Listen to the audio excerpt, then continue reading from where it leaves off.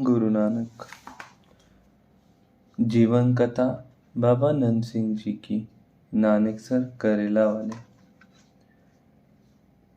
भाई गुरुमुख सिंह की साकी। बाबा उत्तम सिंह जी के 3 सुपुत्र थे। सबसे बड़े भाई वाहिगुरु सिंह जी थे। इनका जन्म 1911 का था। दूसरे भाई गुरुमुख सिंह जी, जिनका जन्म 1919 का था, तथा तीसरे थे सरदार अर्जुन सिंह जी, जो छोटी अवस्था में शरीर त्याग गए थे। भाई वाहिगुरु सिंह जी बाबा नंद सिंह जी के चरणों में कीर्तन का हाजिरी भरा करते थे।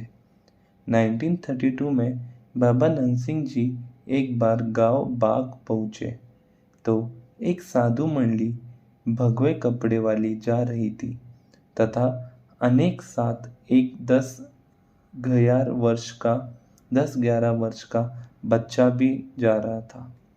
बाबा जी ने देखा तो सेवादारों को पूछा कि यह बच्चा जो साथ जा रहा है, यह कौन है? विनती की जी, यह भाई उत्तम सिंह का लड़का है। कहा, इसको बुला लो। तो पूछा, काका तुम कहाँ जा रहे हो? विनती की जी मैं इन संतों के साथ जा रहा हूँ। तो बाबा जी ने कहा, नहीं, तुमने इनके साथ नहीं जाना, हमारे साथ चलो, तुम्हें घर छोड़ाए। क्योंकि बाबा जी जानते थे कि यह तो हमारा है। बाबा जी ने बच्चे की माता को बुलाया तथा कहा, भाई तुम्हारा बच्चा भगवे साधुओं के साथ जा रहा था, इसका ध्यान रखो। तो माता जी ने विनती की, यह अब आपका है तथा इसका ध्यान भी आपने रखना है। बाबा जी हंस पड़े और कहने लगे, इसीलिए तो आए हैं। तथा कुमार जा रहा की बाह पकड़ी है, क्योंकि इसके पिता के साथ अंतिम समय एक वचन किया था कि बच्चों को टूटने नहीं देंगे। तो माता जी ने कहा, जी फिर इस बच्चे की अपने चरणों में ही जगह दो।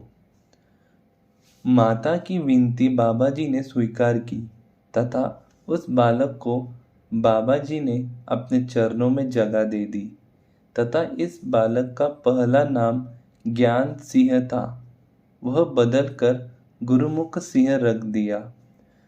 बाबा जी के घर में नाम बदलना भी एक पक्की मोह लग जाने के बराबर था। जैसे कि बाबा ईश्वर सिंह जी का पहला नाम इंद्र सिंह जी था। भाई वाहिगुरु सिंह जी का पहला नाम अमीर सिंह था। संत करतार सिंह जी का पहला नाम माया सिंह था। बहुत उदाहरण है। बाबा जी ने भाई गुरुमुख सिंह जी को तबला सीखने के लिए भाई सुंदर सिंह जी हजूरी रागी दरबार साहिब वाले के पास भेजकर तबला सिखाने का तथा कीर्तन में ड्यूटी बख्शिश कर दी। उस समय 10-11 वर्ष की आयु थी तथा नानकसर जो तबला बजता है वह आम से ज़्यादा ऊंचा लंबा होता है। इसलिए जब यह तबला बजाते थे तो इनके नीचे दोहरा चौहरा करके कोई कबल वगैरह रखकर तबला के बराबर बिठाया जाता था। इस तरह बाबा जी के चरणों में तबले से कीर्तन की ड्यूटी निभाते रहे। वैसे उस समय ड्यूटी बहुत कठिन थी, क्योंकि एक तो किसी तरह की ढील या गैर हाजिरी नहीं की जा सकती थी, दूसरा सहूलियत भी नहीं थी।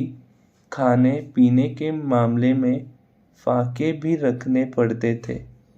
इसलिए अगर अंदाज़ा लगाए उस समय की शक्यत ड्यूटी का तथा साथ ही सहूलियत का, तो आज एक वर्ष की ड्यूटी तथा उस समय एक दिन की ड्यूटी बराबर मुकाबला करती थी।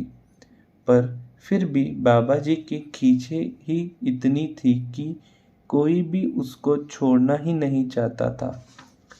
10 वर्ष बाद बाबा नंदसिंह जी के चरणों में सेवा की, बड़े कौतुक देखे तथा आप बेती और 1961 में भाई गुरमुख सिंह जी ने नानकसर में जगह खरीद कर रहने योग्य स्थान बनाकर रहना शुरू कर दिया तथा बाबा ईश्वर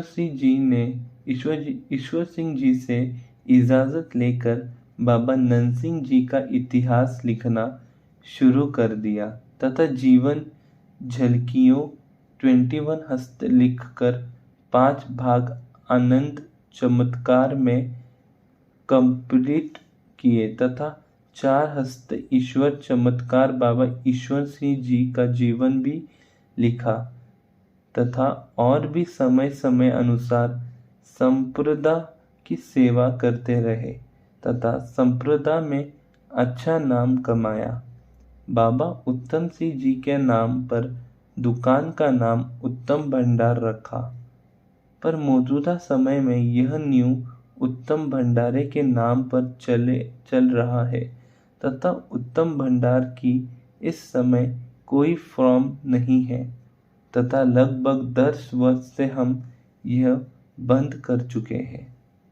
वाहिगुरु जी का खालसा, श्री वाहिगुरु जी की फतेह। ये थी भाई गुरुमुख की साखी। संगत जी, अमृत वेला संभालो, अमृत वेले से जुड़ो, नाम जपो। वाहिगुरु जी का खालसा, श्री वाहिगुरु जी की फतेह। एक ओंकार सतनाम करता पुरख निर्भव निर्वैर अकाल मूरत अजूनी सैभं गुर प्रसाद जप। आद सच जुगाद सच है भी सच, नानक होसी भी सच। एक ओंकार सतनाम करता पुरख निर्भव निर्वैर अकाल मूरत अजूनी सैभं गुर प्रसाद जप। आद सच जुगाद सच है भी सच, नानक होसी भी सच। एक ओंकार सतनाम करता पुरख निर्भव निर्वैर अकाल मूरत अजूनी सैभं गुर प्रसाद जप। आद सच जुगाद सच है भी सच, नानक होसी भी सच।